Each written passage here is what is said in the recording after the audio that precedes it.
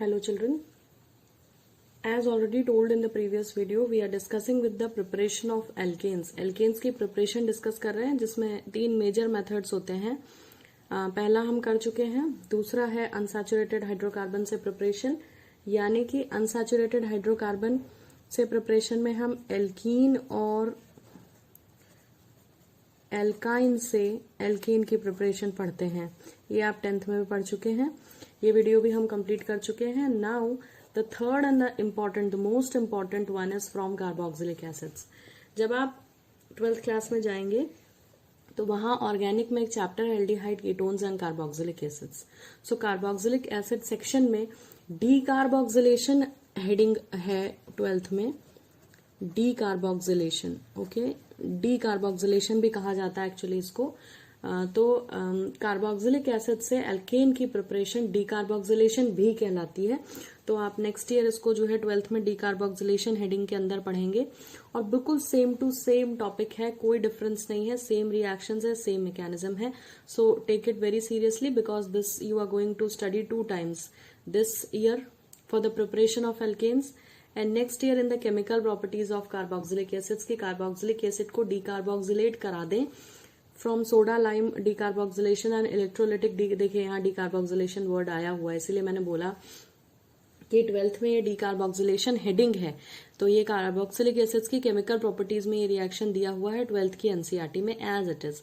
So from carboxylic acids you can prepare alkane. 2 methods हैं, पहला है सोडा लाइम डीकार्बोक्सिलेशन और दूसरा है electrolytic decarboxylation.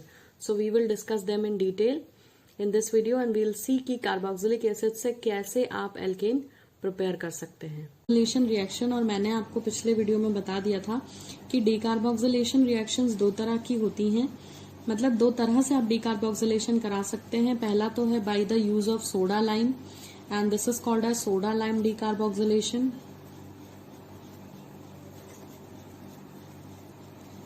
And the second method is by Kolb's electrolysis.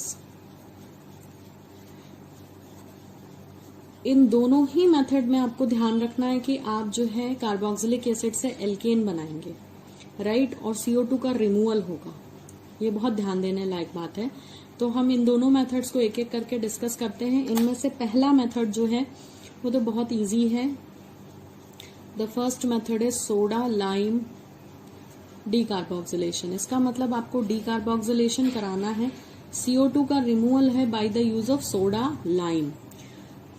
So what is lime? Everybody knows कि CaO is called as lime and what is soda?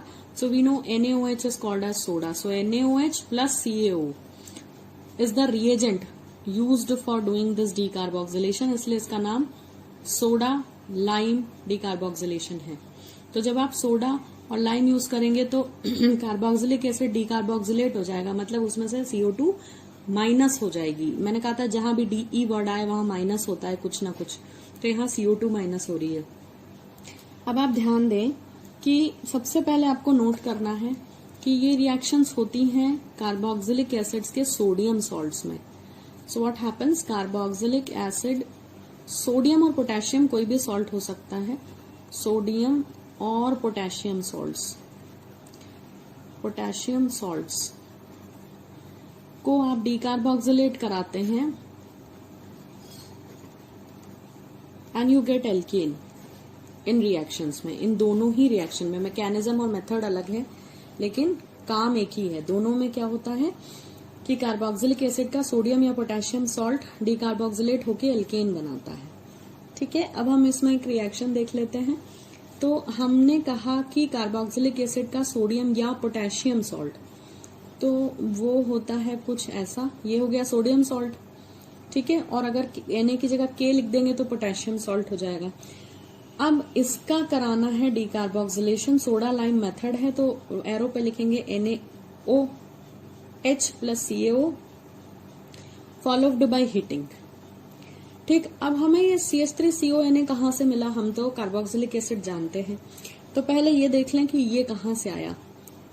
तो CH3COH carboxylic acid जब किसी alkali से react करता है लाइक NaOH, तो यहाँ से H और यहाँ से OH मिलके पानी बन जाता है और बाकी जो बच गया उसे जोड़ दें तो क्या बना, CH3COONA प्लस वाटर, ये बन गया सोडियम सॉल्ट। तो ये यहां से आया है, ठीक है। ये रिएक्शन इसका हिस्सा नहीं है, ये सिर्फ मैंने ये बताया कि कैसे आप सोडियम सॉल्ट बनाते हैं। अगर आपको पोटेशियम सॉल्ट चाहिए तो आप यहाँ KOH से रिएक्शन करा लें।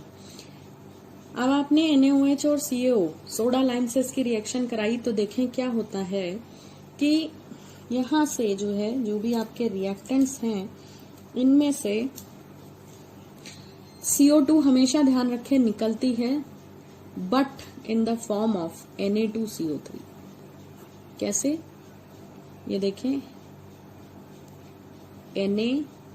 Na2 दो Na हो गए, COOO, इस सबको गिन लें तो क्या बन रहा है, Na2 दो बार Na है, COOO CO3, सोडियम कार्बोनेट के फॉर्म में CO2 इवोल्व हुई, बच क्या गया CH3 और H, CH3-H और CaO इसमें कैटलिस्ट था, वो आपका एज इट इज रिकवर हो जाएगा। CH3H का मतलब क्या हुआ, CH4 यानी मीथेन बना लिया आपने, राइट। तो इस तरह से आप क्या बना सकते हैं, एल्केन बना सकते हैं। मैंने आपको रिएक्शन शुरू करने से पहले ही बताया था कि इस मेथड में कार्बोक्सिलिक एसिड्स हाइड्रोकार्बन्स में एल्केन्स बना देते हैं।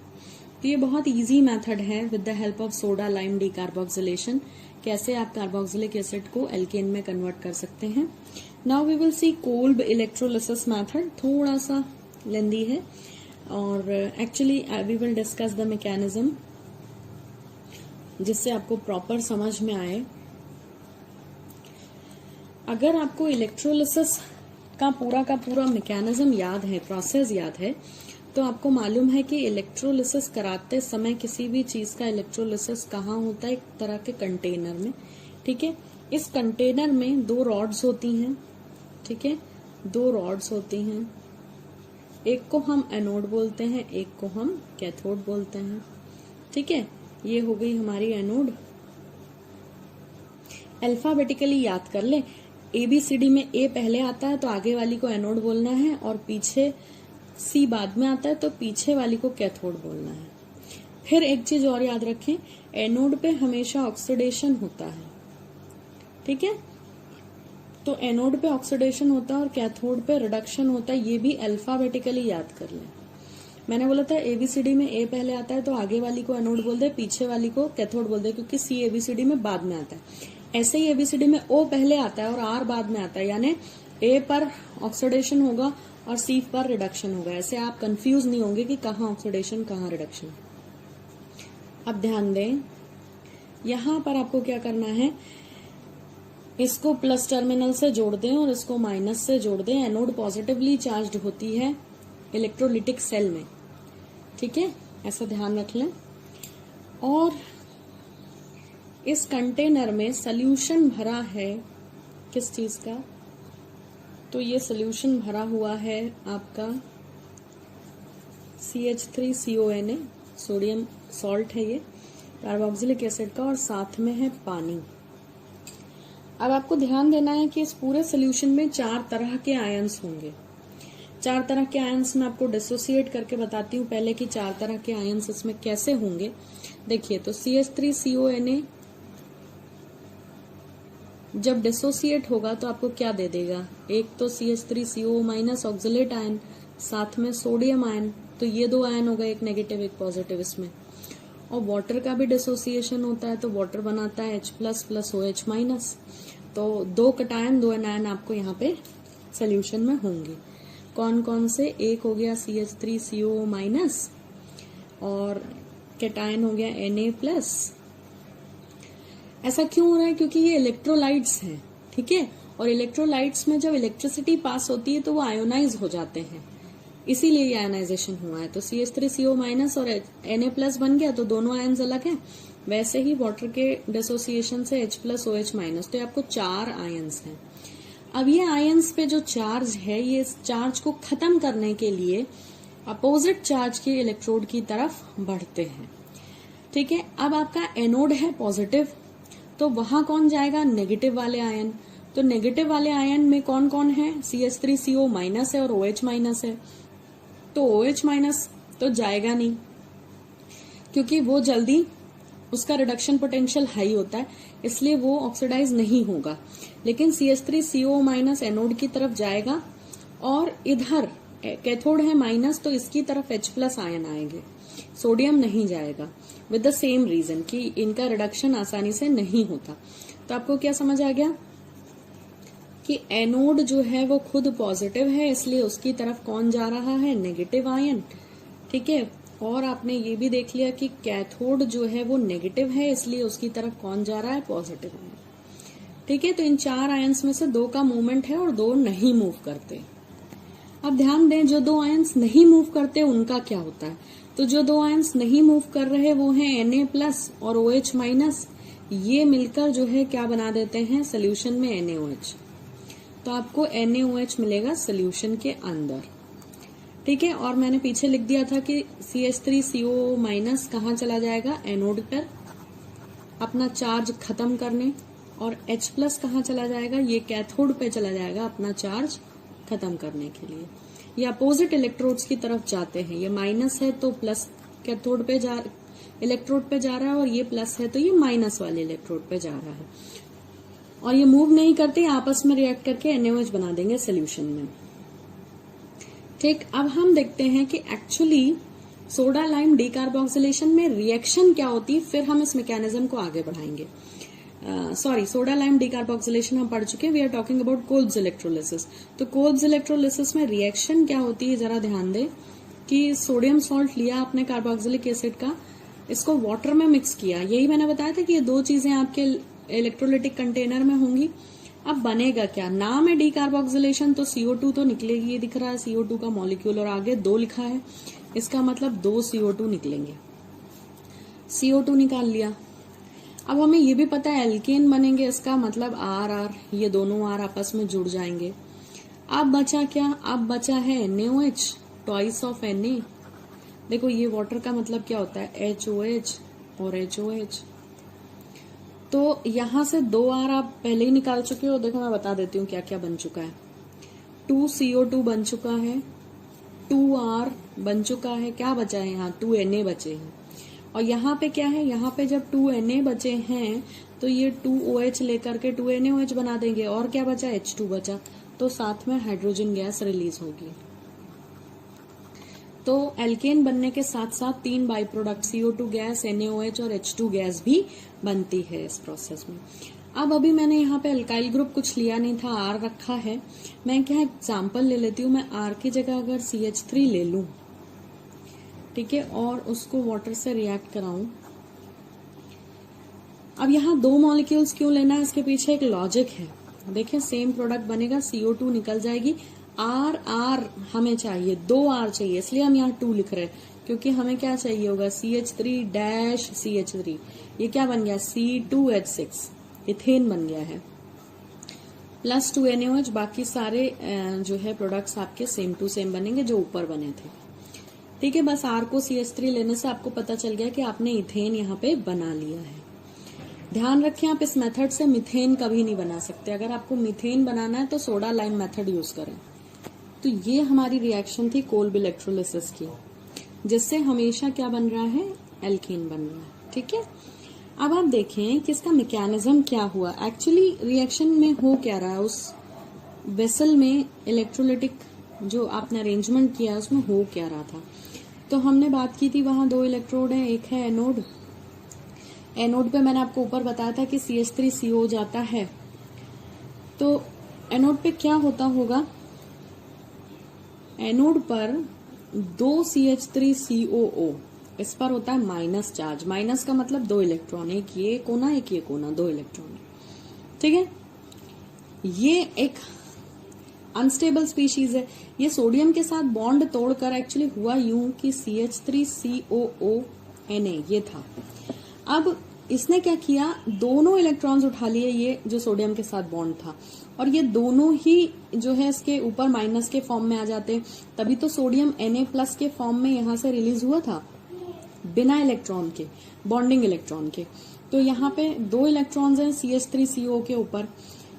तो क्या होता है कि इसको क्या चाहिए, इसको स्टेबल होना है, ये माइनस, ये इसका इलेक्ट्रॉन उठा तो लाया है बट उसको रख नहीं सकता, तो ये क्या करेगा, रख नहीं सकता क्योंकि ये अनस्टेबल फील कर रहा है। तो ये दो मॉलिक्यूल्स हैं आपके पास CH3CO माइनस वाले, तो यहां से 2 इलेक्ट्रॉन लूज करेगा। ठीक है, यहाँ 2 मॉलिक्यूल है ना CH3CO, तो ये जो इधर वाला इलेक्ट्रॉन है, ये जो सोडियम की तरफ वाला था, वो 2 इलेक्ट्रॉन ये लूज करेगा और साथ में बन जाएंगे 2CH3COO बिंदी।